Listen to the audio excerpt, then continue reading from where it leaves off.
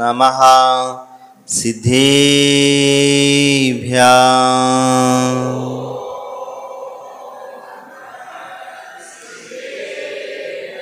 ॐ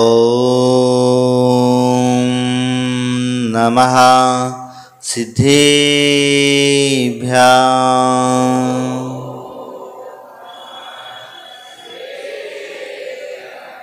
ॐ नमः सिद्धेभ्यः।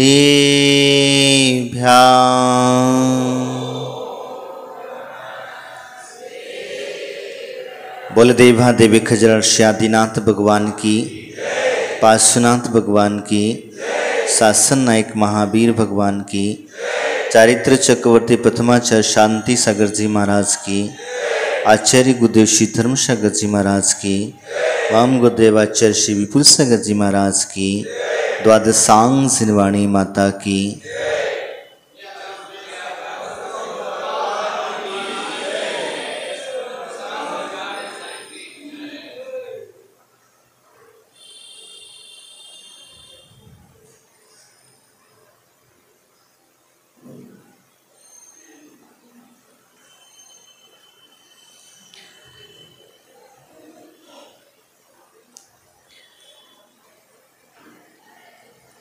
केवली पणत्तो धम्मं शरणं प्रवक्ष्यामि। केवलियों के द्वारा बताया हुआ धर्म, मैं उसकी शरण को प्राप्त होता हूँ।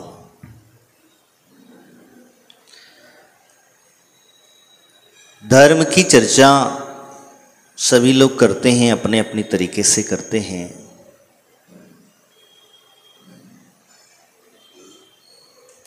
किसी ने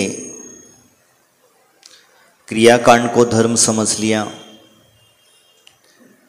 किसी ने पूजा पद्धतियों को धर्म समझ लिया, किसी ने आत्म ध्यान को धर्म समझ लिया। अनेक अनेक प्रकार से धर्म को समझने के जिसकी जैसी बुद्धि थी, उसने उस रूप में उसे स्वीकार किया। लेकिन वो अभी तक शरण को प्राप्त नहीं हो पाया है। और जिस दिन वो प्राप्त हो जाएगा, उस दिन उसे अत्र तत्र भटकने की आवश्यकता नहीं पड़ेगी। क्यों नहीं पड़ेगी? क्योंकि उसने जान लिया है वस्तु का स्वभाव। क्या जाना? वस्तु का स्वभाव जिसने जान लिया है, वो व्यक्ति फिर इधर उधर भटकता नहीं है। भटकेगा क्या? जैसे आपको पता चला अपने बच्चे का स्वभाव, और जब बच्चे का स्वभाव पता चल गया है और आपको पक्का डेफिनेटली उसके स्वभाव की जानकारी हो चुकी है, तो फिर आप उस बच्चे को कोई भी सलाह दोगे क्या? क्योंकि मानने वाले नहीं है। और जब मानने वाला नहीं है तो फिर क्या करोगे? मन है, मानता नहीं, क्या करें, मां का मन है। बस यही तुम गलती कर जाते हो। और वो गलती इतनी बड़ी हो जाती है कि जब आगे चल करके जो बच्चा था, जिस बच्चे को तुम समझाने जा रहे थे, वही बच्चा दूसरे रास्ते पर चला जाता है। क्यों चला गया? क्योंकि तुमने अपनी तरफ से कोशिश की उसको समझाने की, लेकिन उसकी समझ में नहीं आया। और जब उससे वही बात ठोकर लग जाती है, क्या हुआ? जब ठोकर लगती है और जब ठोकर लगने के बाद में उसे समझ में आता है कि नहीं, मेरे माता पिता जो कह रहे थे वो रास्ता सही था और मैंने जो चुना वो गलत था। तो जब तक ठोकर ना लगे तब तक कैसे समझ में आए? इसी प्रकार से हम लोग जैन धर्म की सेवा करते हैं, भगवान की भक्ति करते हैं, पूजा पाठ करते हैं, क्रियाकांड करते हैं, सब चलता है। लेकिन कभी कभी दूसरी जगह भी चले जाते हैं। क्यों जाता है? लोग कहते हैं महाराज हम तो अपना नमोकार मंत्र बोलते हैं, हम तो सिर्फ देखने गए थे। क्या देखने गए थे? हमने दर्शन नहीं किए, हम तो सिर्फ अपना नमोकार मंत्र बोलते रहे। मैं आपसे पूछना चाहता हूं, क्या आपके कान के बगल में कोई बढ़िया सुंदर सा भजन बज रहा है, गाना बज रहा है, या कोई अच्छी मीठी मीठी मधुर आवाज में अपना उच्चारण कर रहा है, तो क्या तुम्हारे मन में उसके प्रति ध्यान नहीं जाएगा? जाएगा कि नहीं जाएगा? हाँ? और क्या तुम्हारे मुख से उसके उच्चारण नहीं होंगे? तो फिर तुम किस लिए गए थे? देखने गए थे हम तो देखने गए थे। तो एक बात बताओ, देखते देखते क्या देखे? वही ईंट, वही पत्थर, वही चूना, वही सब कुछ। आप लोग जाते हो ना घूमने, कितना पैसा खराब करते हो।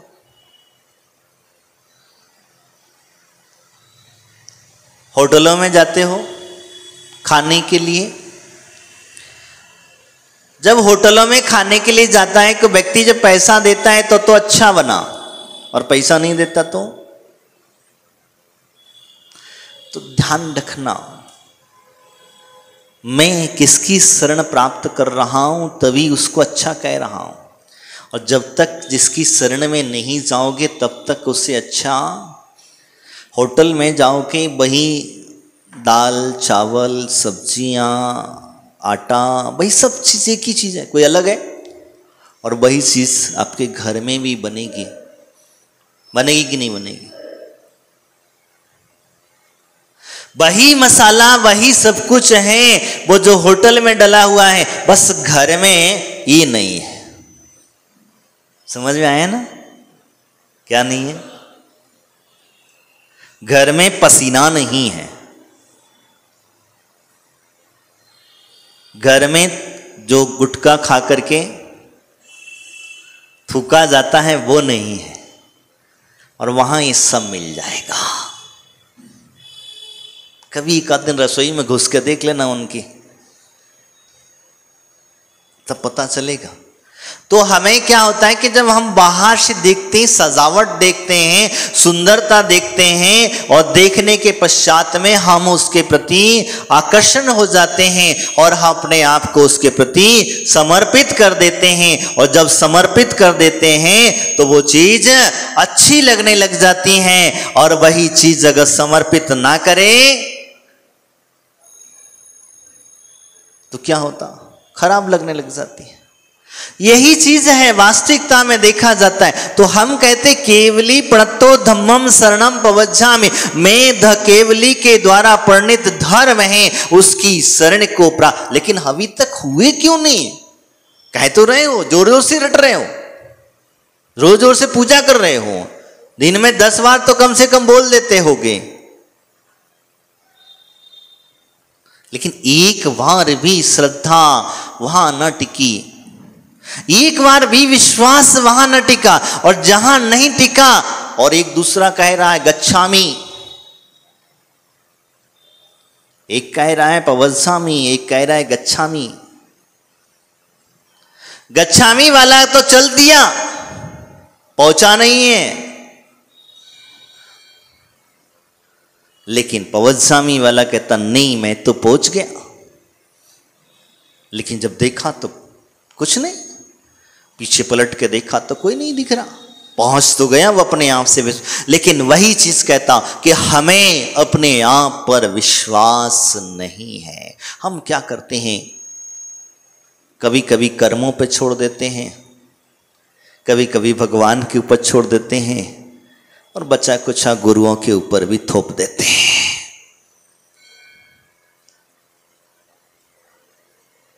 लेकिन किसी ने पुरुषार्थ नहीं किया, किसी ने विश्वास नहीं लिया।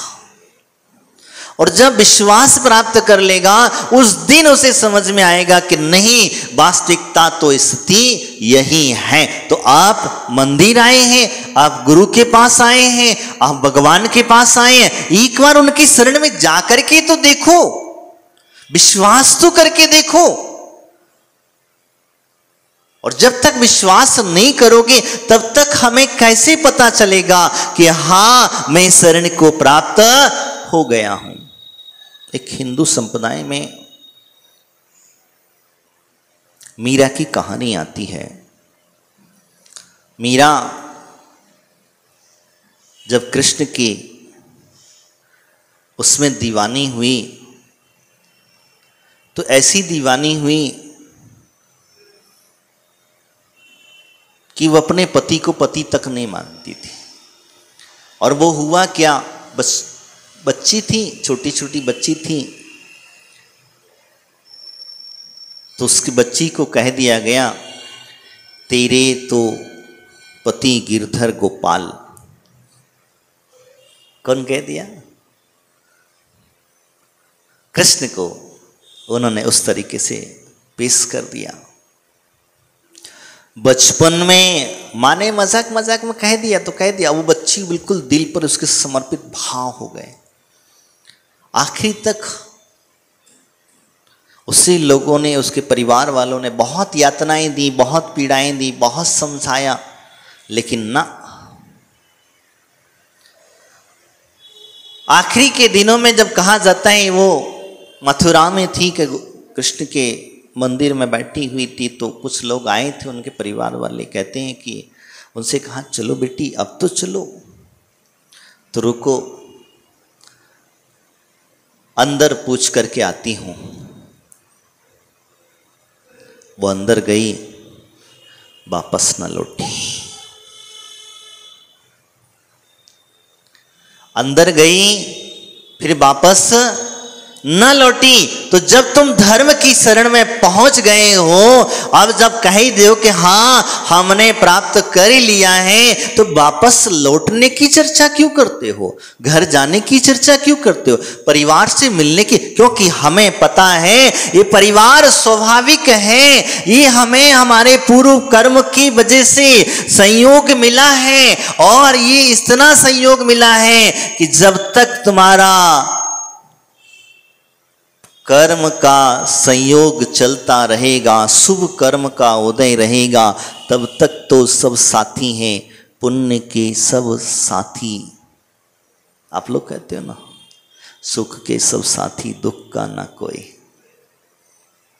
तो जब तक तुम्हारे पास सुख है, तब तक तुम्हारे पास धन है, तब तक तुम्हारे पास पुण्य है, तब तक तो सब साथ रहते हैं। और जिस दिन तुम्हारा धन चला गया, जिस दिन तुम्हारा पुण्य क्षीण हो गया, जिस दिन तुम्हारा अशुभ कर्म का उदय आ गया, सबसे पहले आपका पुत्र ही आपको घर से धक्का दे करके भगाता है।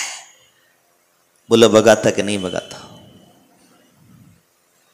सबसे पहले आग तुम्हें वही लगाता है जिसे तुमने बड़े प्यार से पाला था, बड़ी इच्छाएं थी, बड़ी आकांक्षाएं थी कि मेरा बेटा बड़ा होकर के मेरी सेवा करेगा,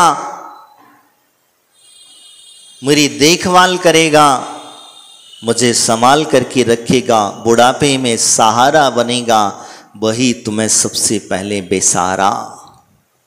लेकिन जिन धर्म ऐसा नहीं है। यहां जिन धर्म ऐसा नहीं है। इसकी शरण में जो चला जाता है वो उसको ऐसा सहारा दे देते हैं कि वो हमेशा हमेशा उनका होकर के रह जाता है। जितनी भी महान आत्माएं, जितने भी तीर्थंकर अरहंत भगवान बने, मुनिराज बने, जिन्होंने धर्म की शरण को प्राप्त किया, उनको क्या कहा जाता है? धर्मात्मा। आप थोड़ी बहुत पूजा पाठ कर लेते हो, साधु संतों की सेवा कर लेते हो, धर्म आराधना कर लेते हो, ध्यान आराधना, आपको हमेशा आपके पीछे लग जाता है कि बढ़िया भाई बहुत धर्मात्मा जीव है। क्यों कहते हैं आपको धर्मात्मा?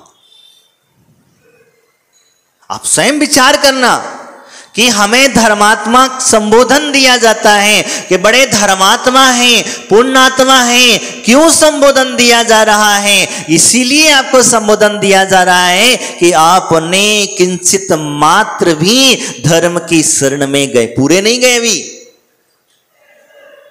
और पूरा चला जाए तो फिर तो स्वयं भी परमात्मा बन जाता है। और जब स्वयं परमात्मा बन जाएगा तो फिर वाणी देखने की बात ही नहीं। तो मैं आपसे कह रहा हूं, पवच्छामि एक गच्छामि। गच्छामि शब्द उन लोगों के अंदर में बहुत ज्यादा पॉपुलर है। वो चलने की कोशिश कर रहा, पहुंचा नहीं है, अभी चल रहा है। और चलते चलते आपने देखा, जैसे आप घर से निकले मंदिर जाने के लिए चले, और जब मंदिर जाने के लिए चले तो रास्ते में कोई मिल गया। क्या हुआ? रास्ते में कोई मिल गया, दोस्त मिल गया, कोई मित्र मिल गया, कोई परिवार वाला मिल गया, तो हम वहां रुक गए। सब्जी मंडी में मिल गई तो सब्जियां खरीद ली, फल मंडी मिल गई, फल खरीद लिया। और कोई रिश्तेदार मंदिर पहुंचते पहुंचते मिल गया कि चलो अब तो घर तो मंदिर एक तरफ रह जाएगा, वो वापस अभी मंदिर पहुंचा नहीं था, चलो बाद में। अब आप आई हो, इतने दिनों के बाद आए हो, तो मंदिर के दरवाजे से भी वहीं से दूर से, जैसे आपका मनुष्य विद्यालय है, दरवाजे पर बनाया है बड़ा सुंदर, और भक्त जन आते हैं, ऊपर सीढ़ियाँ कैसे चढ़ेंगे। एक दिन बात हो रही थी, हेमंत जी से कहा कि महाराज हमने इसलिए बनाया है इसको, बोलेगे अब बूढ़े बूढ़े लोग हैं बेचारे, ऊपर सीढ़ियाँ चढ़ के कैसे आए? तो एक नीचे दर्शन करा दिए, तो वो नीचे वाले तो नीचे चले गए।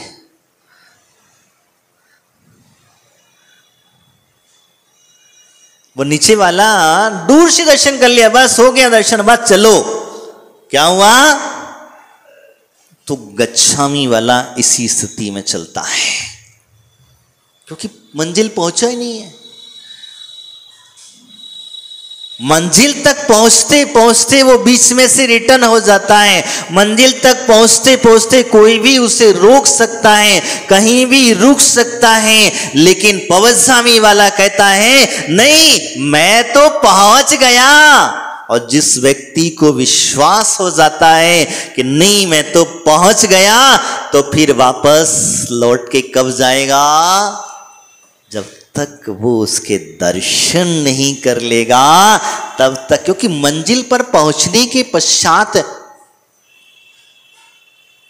या तो वहीं का होकर के रह जाएगा, रिटर्न नहीं लौटेगा, या फिर लौटा भी तो पहले अपना काम पूरा कर लेगा, तत्पश्चात वह आगे बढ़ेगा।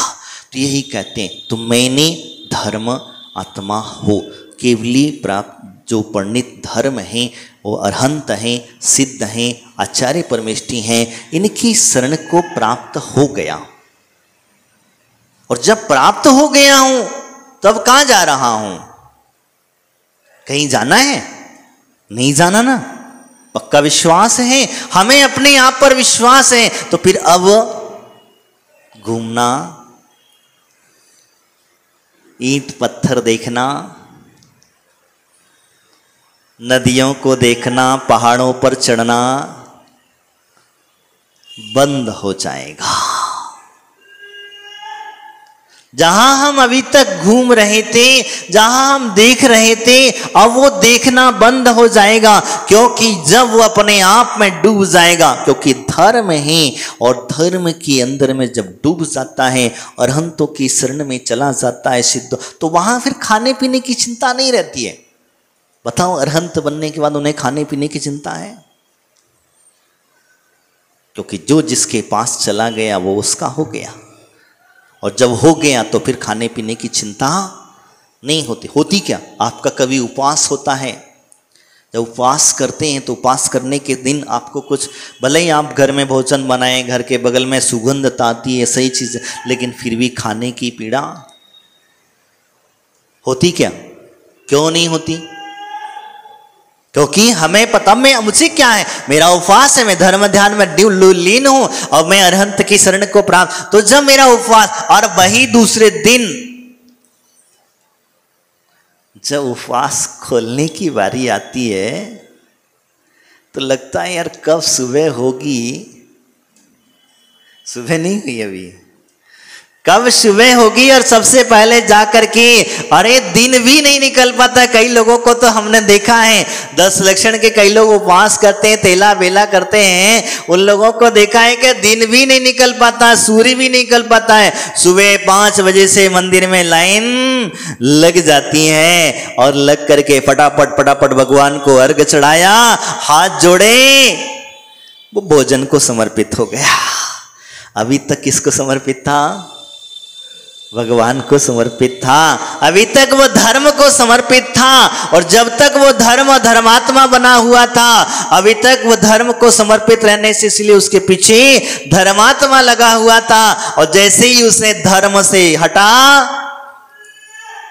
भोजन को समर्पित हुआ, क्या हुआ? भोजन को जैसे ही अब देखना है आप, एक सबसे बड़ी चीज आपको बता रहा हूं। जब कल का उपवास था, अब भोजन को समर्पित होगा तो जैसे ही वो भोजन जाएगा तो शरीर में कुछ ना कुछ क्या करेगा? अच्छा लगेगा? अच्छा लगेगा? नहीं भैया, पहले दिन तो तुम जिस दिन उपवास किए थे, क्योंकि तुम धर्म की शरण में थे, तुम अरहंत की शरण में थे, तुम सिद्धों की शरण में थे, तुम साधुओं की शरण में थे और केवलियों के द्वारा बताया हुआ धर्म था, उसकी शरण में थे। तो दिन भर तुम्हें कुछ भी नहीं हुआ। और जैसे ही भोजन की शरण में गए, वैसे ही आपके शरीर में विकार उत्पन्न हो गया। किसी के शरीर पेट दुखने लग जाता, किसी का शरीर दुखने लग जाता, किसी का पित्त बढ़ जाता, किसी का वात बढ़ जाता और अनेक अनेक प्रकार की पीड़ाएं चालू हो जाती। उपवास में कुछ नहीं हुआ। हुआ क्या? नहीं हुआ ना। और जैसे ही भोजन किया, भजन भूल गया, भगवान भूल गया, मुनिराजों को भूल गया, मंदिर जाना भूल गया। तो यही कारण होता है। मैं आपसे जो कहना, तो हम चलने के लिए सोचते हैं या चलते हैं, तो चलते चलते कभी कभी बीच में कोई भी रोक सकता है। गच्छामी, ये ध्यान रखना, जैनाचार्यों ने बड़े सोच समझ करके आगे पीछे शब्दों को जोड़ा, बहुत सोच समझ के शब्दों को जोड़ा। पवज्जामी शब्द को जो उन्होंने जो जोड़ा है, तो यही कारण है कि अब आप पूर्णता से, इसीलिए कहता हो कि हमेशा जब कभी भी भगवान के पास जाओ, जब कभी भी गुरुओं के पास जाओ, बस अपने आप को पूर्णतः समर्पित कर देना कि भगवान, जीना भी तेरे चरणों में और मरना भी तेरे चरणों में। अब सौंप दिया सब कुछ, सौंप तो दो, एक बार सौंप करके देख तो लो।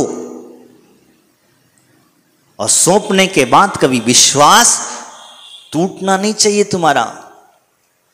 जहां विश्वास टूट गया वहां सब खेल खत्म।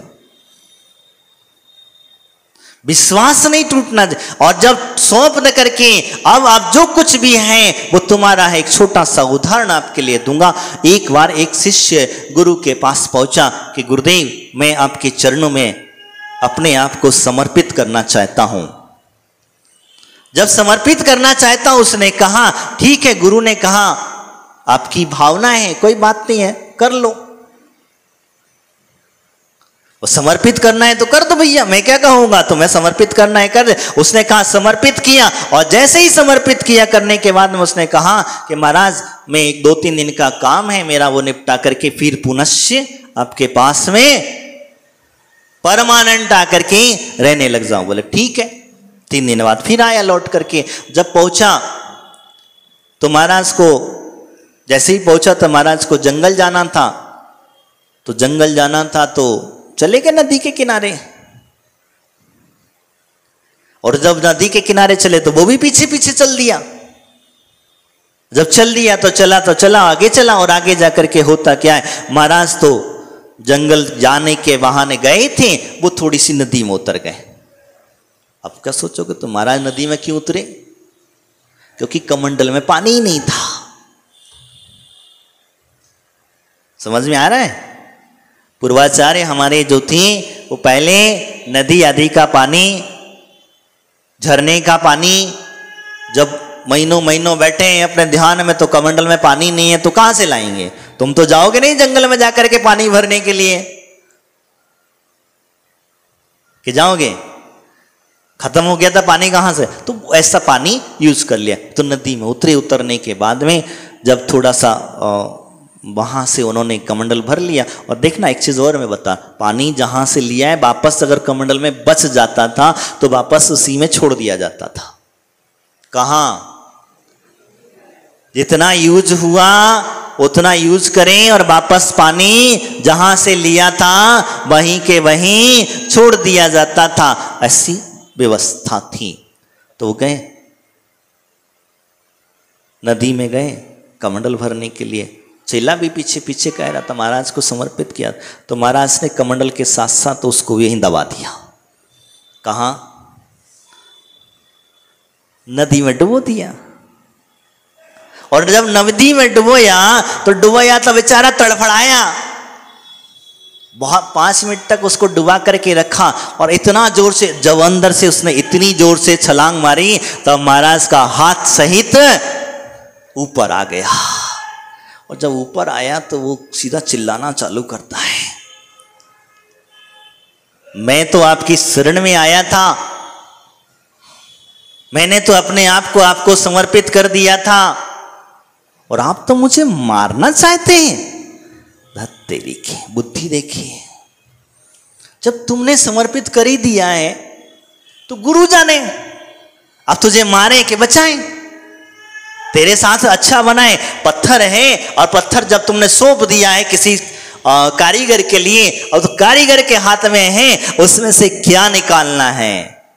भगवान की मूर्ति निकालना है, देवी देवता की मूर्ति निकालना है या स्टैचू निकालना है, ये उसके हाथ में है, वो कारीगर के हाथ में। क्योंकि जब तक पत्थर पूर्णता से आप नहीं सौंपेंगे तो फिर कैसे क्या बनेगा और क्या नहीं बनेगा बोझा। तो गुरु को तुमने जब सौंप दिया था तो फिर अब क्यों किस लिए दुखी होते हो? बड़े जोर जोर से चिल्लाना चालू किया। गुरु ने कहा तुम मुझे अभी तक समर्पित नहीं हुए हो। क्या कह दिया?